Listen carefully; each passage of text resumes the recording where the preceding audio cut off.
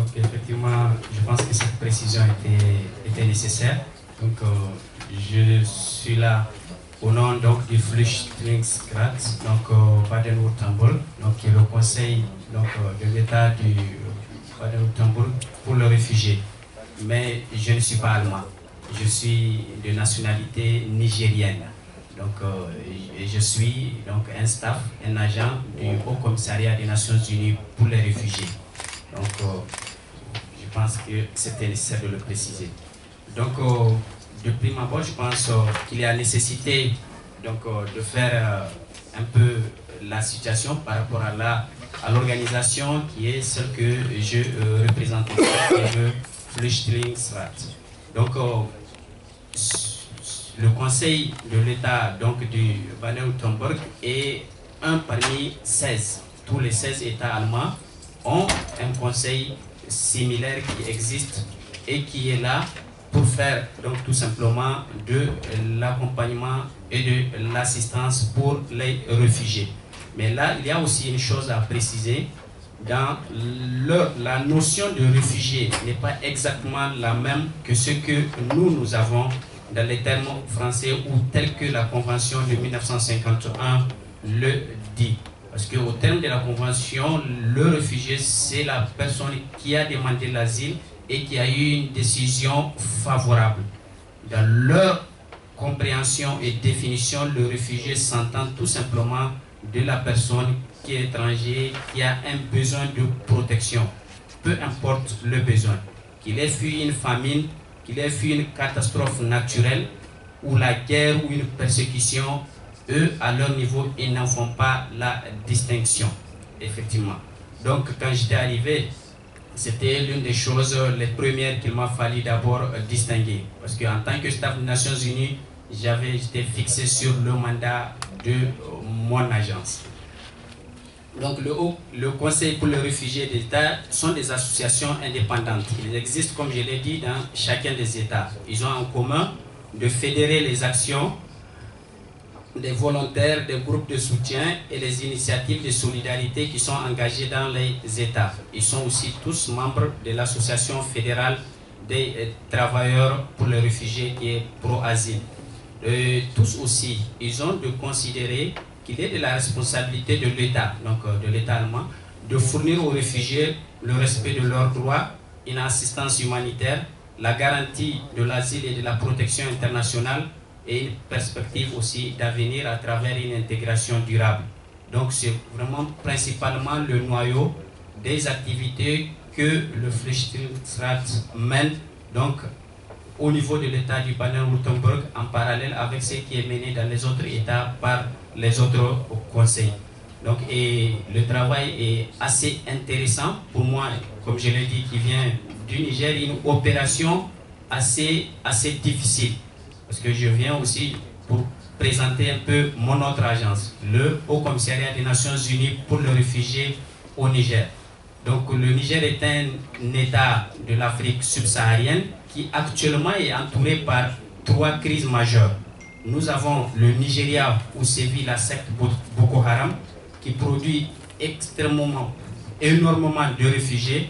Nous avons aussi la situation au Mali, donc un autre État voisin qui produit aussi des réfugiés. Et de l'autre côté, nous avons la Libye, beaucoup plus en haut. Donc le Niger est entouré par ces 3 États qui tous sont extrêmement instables. Et de ce fait, aujourd'hui, actuellement, pour la situation du Nigeria, nous accueillons autour de 165 000 personnes qui sont réfugiées ou déplacées. Et pour la situation malienne aussi, nous avons à peu près de 65 000 et 80 000 qui sont réfugiés, qui sont dans des camps ou pour certains qui sont aussi dans des milieux urbains. Maintenant, nous étions dans ce contexte qui posait énormément de défis lorsqu'il s'est posé un autre encore. Depuis 2 ans, effectivement, de ces débats qui se font ici, nous étions à ce constat que un nombre important, à peu près 30% des personnes qui arrivaient à destination de l'Europe faisaient, donc tout simplement, étaient des demandeurs d'asile. Et quand on a sorti des statistiques, il s'est trouvé qu'un nombre important passait par le Niger. C'est-à-dire que le Niger était un pays de transit pour les personnes qui, par finir, se retrouvent en Europe pour demander l'asile. Le HCR a essayé de mettre en place, et d'ailleurs il a réussi dans une certaine mesure, qu'il soit mis en place lui-même et par l'État un système qui permet de communiquer avec les personnes qui transitent par le Niger à destination de l'Europe. On était dans cette logique qu'il ne fallait nécessairement pas ni décourager, mais pas aussi encourager, mais délivrer une communication sur la disponibilité de l'asile au Niger et la possibilité de le demander aussi sur n'importe quelle partie du territoire. C'était assez compliqué parce que le souci, il y était de deux ordres. Non seulement d'abord une bonne part des personnes ne savaient pas qu'ils pouvaient demander l'asile, mais une autre part le savait, mais considérait le contenu de la protection comme étant insuffisant. Donc nous étions en même temps sur comment communiquer avec des personnes qui, dans le contexte, et je crois que jusqu'à ils arrivent ici, des personnes qui se cachent, qui sont souvent des otages des réseaux et des trafiquants. Donc nous voulions en atteindre le maximum. Et sur ce volet de communication, nous y avions tout simplement essayé de travailler avec les autorités qui malheureusement, comme le révèlent aussi vos propos, ont des financements de l'Union européenne et ils se chargent de faire une politique de répression assez brutale d'une certaine manière. Les frontières sont presque fermées. L'armée, la police, la gendarmerie patrouillent dans le désert qui, avant même que la répression ne commence, était déjà mortelle. Maintenant, les routes normales ne pouvant plus être prises parce que l'armée, la police les contrôle. Les points d'eau qui sont sur le passage étant encore surveillés, les personnes trouvent d'autres chemins qui passent par les dunes, par les montagnes et après essaient de passer en Libye ou en Algérie. Mais le souci est que ces routes maintenant sont plus mortelles encore que les autres parce que maintenant ils n'ont plus d'eau sur les tronçons qu'ils empruntent.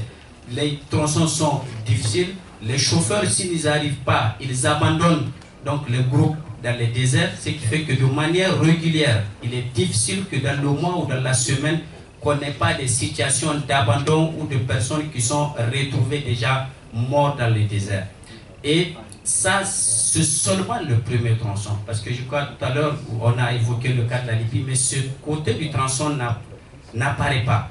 La mortalité assez importante, donc ici, et actuellement qu'on a au niveau du désert du Sahara lors des passages des migrants.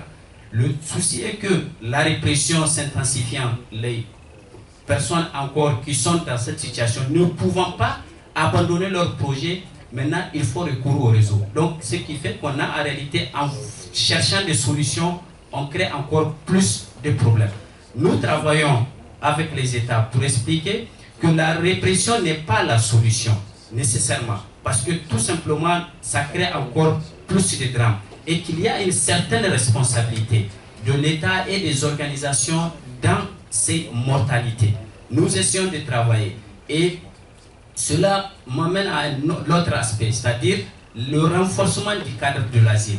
Eh bien, pour convaincre les États africains sont assez pauvres, c'est une réalité, eh bien, nous essayons de les convaincre que nous pouvons les appuyer pour mettre en place un système d'asile efficace avec un contenu de protection aussi assez suffisant.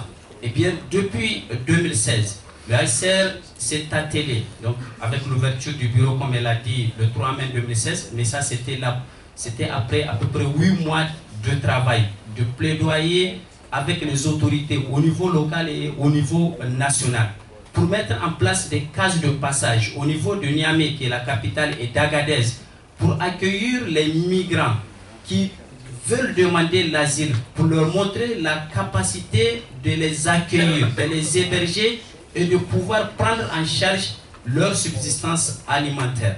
Nous avons fait en sorte de renforcer la Commission nationale d'éligibilité, qui est la structure nationale en charge de la détermination, de la rendre présente au-delà de Niamey sur toute l'étendue du territoire national. Auparavant, elle n'était qu'à Niamey, ce qui faisait que les gens ne pouvaient demander l'asile qu'au niveau de Niamey. Donc nous avons fait en sorte qu'elle existe au niveau de la région, principalement dans un premier temps à Agadez, Nous avons fait en sorte de les installer dans des locaux neufs, de les outiller en termes de matériel et de les mettre aussi en formation pour les agents les plus simples sur place au niveau national et pour d'autres de les envoyer dans des instituts pour qu'ils puissent se former sur les droits des migrants et sur les droits des réfugiés. Ça fait à peu près 1 an et demi que nous sommes sur cela. Ça commence à donner des résultats. D'accord, je vois très bien. Donc, maintenant, au-delà de cela, au niveau de Niamey, nous avons aussi mis en place un guichet unique. C'est-à-dire, c'est un cadre qui concentre, qui rassemble intégralement tout le système de protection qui existe pour les migrants, pour faciliter l'accès. Nous avons mis en place un numéro vert aussi d'appel qui permet, sur toute l'étendue du territoire, soit eux-mêmes, soit quelqu'un qui est en face de lui, quelqu'un qui est dans cette situation pour qu'il puisse s'adresser à nous, pour qu'on puisse l'orienter, le rencontrer, prendre en charge, orienter vers les structures de détermination.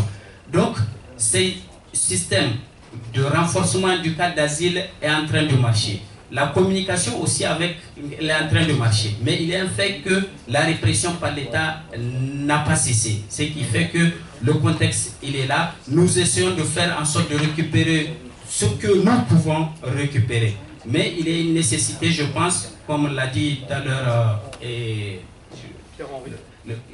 bien sûr, qu'il y a lieu de questionner, je pense, au-delà des questions, les capitales et les États aussi, sur leurs responsabilités. Nous essayons d'interpeller notre.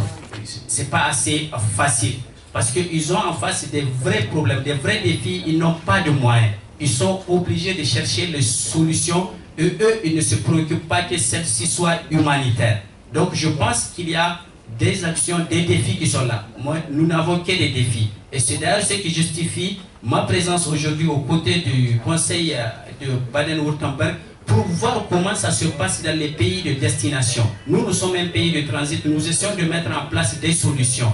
Et nous voulons voir ce qui se passe de ce côté pour pouvoir étoffer, avoir un contexte plus élaboré. Donc, c'est à peu près cela. Si mes minutes restent...